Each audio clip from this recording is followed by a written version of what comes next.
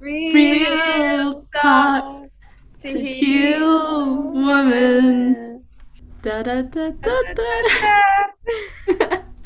We're loving it. Hello, everyone. Welcome back to Real Talk to Heal Women. I'm Tara. I'm Kashish. I'm Ashley. And I'm Anna.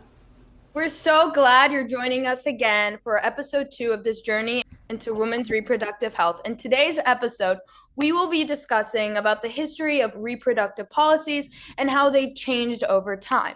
And this is important because understanding these policies help us explain how today's access to reproductive healthcare looks like. And so, Anna and Kashish, could you tell us a little bit about the history of reproductive policies? Yeah, of course. So I'll start off with the Comstock Act, which was instated in 1873. And it's kind of crazy because it criminalized the act of public, sorry, publication, distribution, and the possession of information about devices or any types of medications that could be used for abortion or contraception. And violators were also faced with fines and imprisonment. And since even information about contraception was once illegal, it's just insane because we talked about all these products in our last episode, and now you couldn't, and back then you couldn't even mention them. Yeah, so it was really interesting because back in that time, it was a lot more conservative of a period. Sex, for anything besides conceiving children, was considered immoral. And that's why in 1879, Connecticut actually banned condoms, diaphragms, IUDs, and birth control pills up until the court case Griswold versus Connecticut. And this is in 1965, so it took almost 100 years for anyone in Connecticut to be able to use contraceptives. And it's really interesting because Griswold her name is Estelle Griswold, and she was the executive director of Planned Parenthood, which is a service we'll be talking about in our next episode. But we're just going to talk about her case. She knowingly sold contraceptives at her clinic, and because of that, she was arrested, she was fined, she was taken to court. And her court case went all the way up to the Supreme Court, in which they declared that yes, married women do have the rights to contraceptives. And they decided this based off of a thing called, well, we all know it, it's called privacy. But privacy isn't actually anywhere in the Bill of Rights. And it's called a penumbral right because even though it's not explicitly stated, it's influenced and it affects a variety of other rights. So like the Fourth Amendment, the Third Amendment, the 14th Amendment, like those all protect our rights to privacy. Even though it doesn't explicitly say that. But in a lot of ways, this right was seen as like a weak protection, and we see that later on, like in Roe v. Wade. Partly why that was overturned is just because of the weak wording and the weak protections. A lot of judiciaries believe that a framework based on a person's liberty would be a stronger framework, and I find that really interesting, and I wanted to bring this up with you guys because I think it's fascinating that basically the privacy between married couples matters more than a woman's bodily autonomy. And I feel like that's something that, even though it existed hundreds of years ago, it still exists and persists in our legislation now. I can talk about this because Anna touched on Roe v. Wade, but before I get into that, I really wanted to discuss something that doesn't get nearly discussed enough, and it's the forced sterilization policies from the 1920s to 1970s. And it was a federally funded program that sterilized women that they deemed unfit to reproduce, and it disproportionately targeted Black women, Native American women, and Puerto Rican women.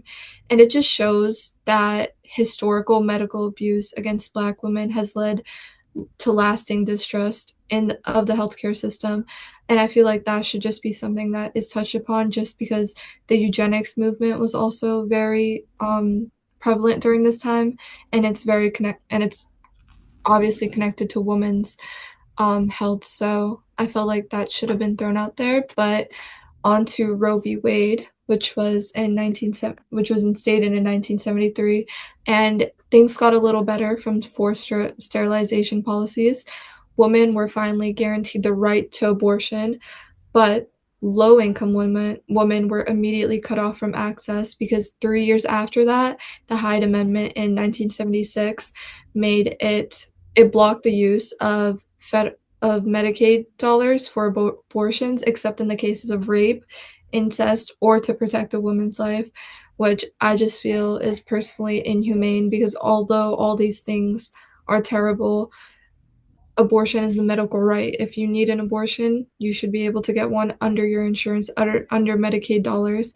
But what's even crazier is that in 2022, which is not that long ago, Roe v.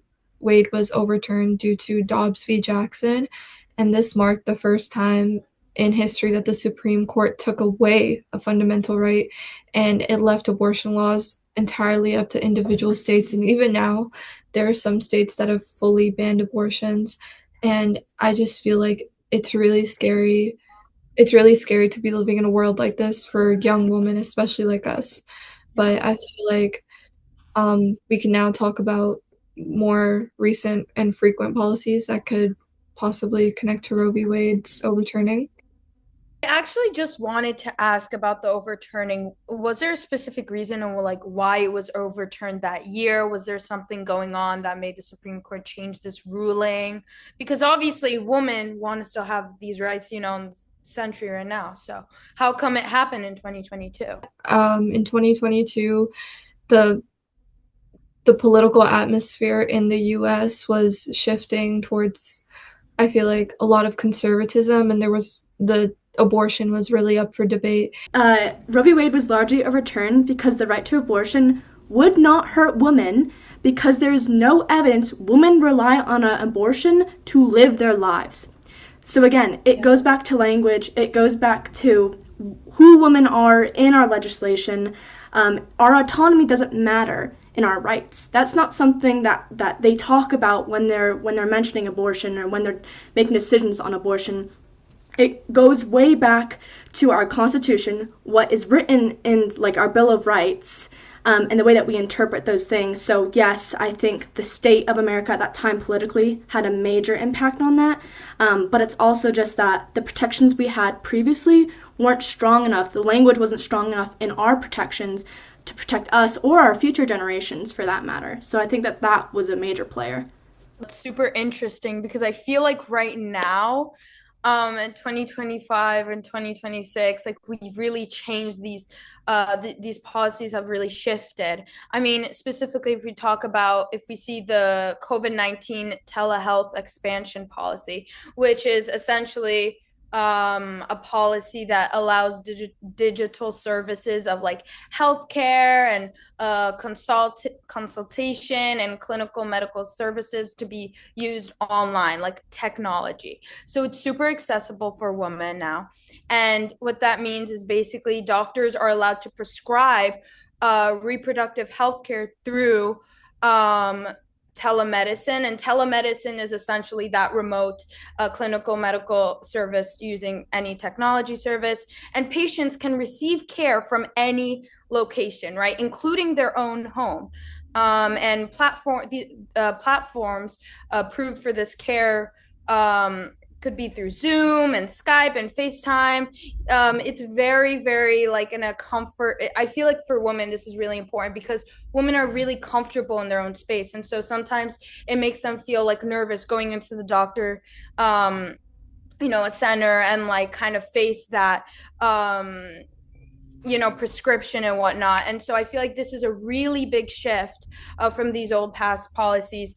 How was that policy like created? Like, I understand that it was like, I understand like what the policy allowed. Like it was, it allowed, I'm sure delivery COVID. services through like the online way, right? Yeah. So essentially before, like you had to go to clinical care and make an appointment, you had to be approved. Now, like Right, it's right. like more accessible because it's online. And essentially this policy was created because like of the pandemic. But then later on, like it became really, really like helpful for women. It became more accessible. It became very popular. And then new businesses, new innovations, like, outgrew like they opened because of that, and it became very profitable market, and because of that, like the policy is still going on today. I'm just like kind of wondering about the accessibility and like actual centers, like how does that look like, Ashley? No, yeah, definitely. So there's actually a new policy that was created in 2023 where the US Food and Drug Administration finally approved over-the-counter birth control. It's orally accessible and it's called Opill. It's honestly very crazy because this was so recent, which was like this is something that should have been mentioned a long time ago. However, it's also really crazy because there's no prescription required. You can also do it online, so it probably has to do with the policy for accessibility with birth control online. It's just like hard because it's like even like I feel like the new policies that are happening are just like old services too. Like me and Tara are just talking about services. Agencies are allowing new services to happen. That's why, like, I can't talk about the policy without like Exactly.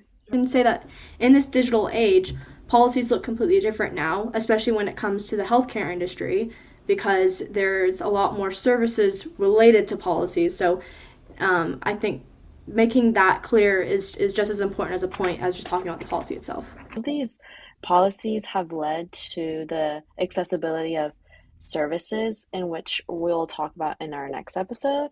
But for now, I think this policy has made a lot of birth control features available for the future, and that's something that's very important for women's sexual health. And yeah. All right. Well, thanks for joining us, and see us in the next episode about surfaces. Yeah. Bye. Bye. Bye.